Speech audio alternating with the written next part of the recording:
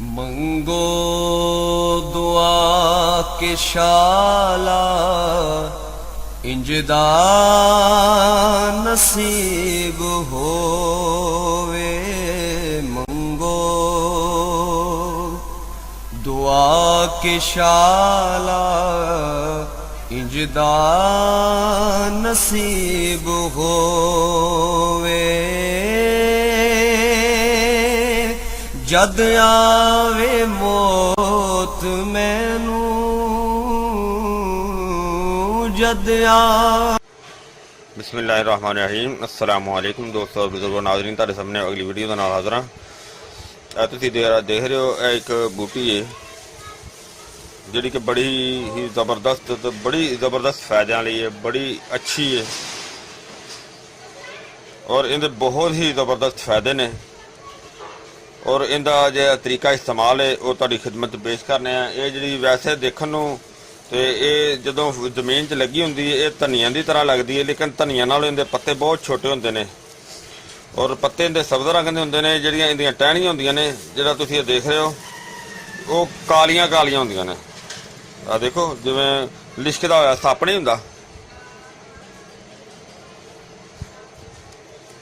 इस तरह ही इहदियां टाहनियां हुंदियां ने, बिल्कुल बारीक शाखां दे विच हुंदियां ने और बड़ी सोहनी लगदी है। और ये जनाब इहदा नाम है बरशाशा और इनू बरशाशा भी कहा जाता है, इनू परस्याशा भी कहा जाता है और इस तो इलावा होर भी इहदे नाम हैगे ने। इनू हिंदी दे विच हंसराज भी कहा जाता है तो और पंजाबी दे विच इनू खूह बूटी कहा जाता है। बहुत सोहनी, बड़ी ज़बरदस्त है और एक देखो देखने एक लगती जिवें घास की तरह हैगी है, घास की तरह मशाबा भी है, धनिया की तरह मशाबा भी है, शाखां बिल्कुल बरीक भी ने और ये इनका इस्तेमाल जिहड़ा है वो बहुत ही अनोखा किस्म का है।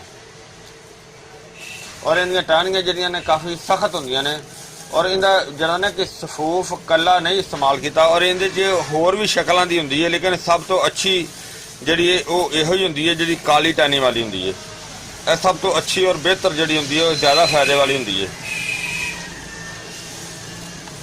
और इस तरह ही इनका इस्तेमाल जनाब वैसे तो जी ना ही ज़्यादा गर्म है और ना ही ज़्यादा खुश्क है, थोड़ी जी तलख होंदी है तो और मुतदिल भी होंदी है, यानी कि ये दिल नूं तलखी नहीं करती। और इनकी जी खुराक है तकरीबन 5 माछे यानी कि अद्धा तोला जी ना वो इस्तेमाल की जाती है। उनका इस्तेमाल इस तरह होंदा है कि और इनकी जी ज़्यादातर ये बरानी इलाके दे विच पैदा होंदी है, यानी कि पहाड़ी इलाके दे विच, बरानी इलाके दे विच, खुले इलाके दे विच पैदा होंदी है। ते इस तो इलावा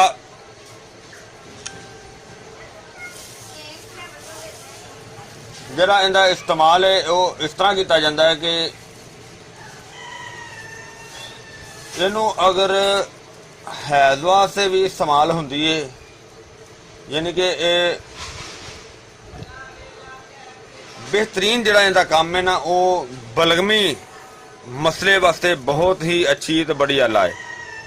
यानी कि इनू कला घट इस्तेमाल किया जाता है, ज़्यादातर इनू नुस्खे दे विच शामिल करके इस्तेमाल किया जाता है। वैसे इनका मशहूर मुरक्कब जिहड़ा ना बरशाशा माजून हैगी है, लेकिन वो भी नज़रे ज़ुकाम के सिलसिले दे विच ज़्यादा है। ये जिहड़े बलगम के सुद्धे जिहड़े दिमाग दे विच हुंदे ने या सीने दे विच चेस्ट दे विच रुक जाते हैं, ये उन्हां नूं खोलदी है, उन्हां नूं खारिज करदी है।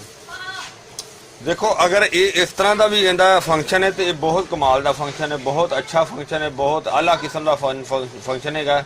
यानी कि इस सीने नूं साफ करती है, चेस्ट नूं फेफड़ियां नूं साफ करती है, गले नूं बहुत बेहतर बनाती है, बलगम नूं खारिज करती है जिहड़ी कि दिमाग दे विचों भी और गले दे विचों भी, और खांसी वास्ते भी बड़ी आला है। और इस दे इस्तेमाल दे नाल अगर इनू जड़ी बूटियां दे नुस्खे दे विच इस्तेमाल किया जाता है तो फिर ये इंशाअल्लाह इहदे नाल दमे का मसला जिहड़ा ना वो भी बहुत बेहतर हुंदा है, ठीक हुंदा है।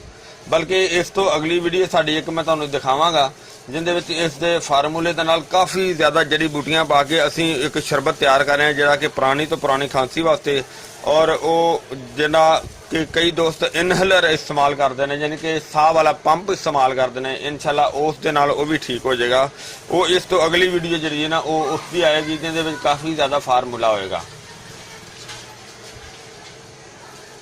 ਔਰ ਇਸ ਤੋਂ ਇਲਾਵਾ ਜਿਹੜਾ ਕਿ ਇਹਦਾ ਇਸਤੇਮਾਲ ਜ਼ਿਆਦਾਤਰ ਅਗਰ ਇਹਨੂੰ ਕੱਲੀ ਨੂੰ ਵੀ ਇਸਤੇਮਾਲ ਕਰਨਾ ਹੋਵੇ ਤੇ ਕੱਲੀ ਦਾ ਉਹਨਾਂ ਫੰਕਸ਼ਨ ਨਹੀਂ ਹੁੰਦਾ ਹੈਗਾ, ਲੇਕਿਨ ਕੱਲੀ ਨੂੰ ਇਸਤੇਮਾਲ ਕਰਨ ਦਾ ਇਹ ਤਰੀਕਾ ਕਰਕੇ ਇਹਦਾ ਜੁਸ਼ਾਂਦਾ ਬਣਾ ਕੇ ਇਹਨੂੰ ਥੋੜੀ ਜਿਹੀ, ਜਿਸ ਤਰ੍ਹਾਂ ਤੁਹਾਨੂੰ ਮੈਂ ਦੱਸਿਆ ਸੀ, 5 ਤੋਲੇ ਪਾਣੀ ਦੇ ਵਿੱਚ ਅੱਛੀ ਤਰ੍ਹਾਂ ਬੋਇਲ ਕਰਕੇ ਤੇ ਇਸ ਦਾ ਜੁਸ਼ਾਂਦਾ ਜਿਹੜਾ ਨਾ ਉਹ ਚੀਨੀ ਪਾ ਕੇ ਤੇ ਇਸਤੇਮਾਲ ਕੀਤਾ ਜਾਂਦਾ ਹੈ, ਗੁੜ ਪਾ ਕੇ ਵੀ ਇਸਤੇਮਾਲ ਕੀਤਾ ਜਾਂਦਾ ਹੈ।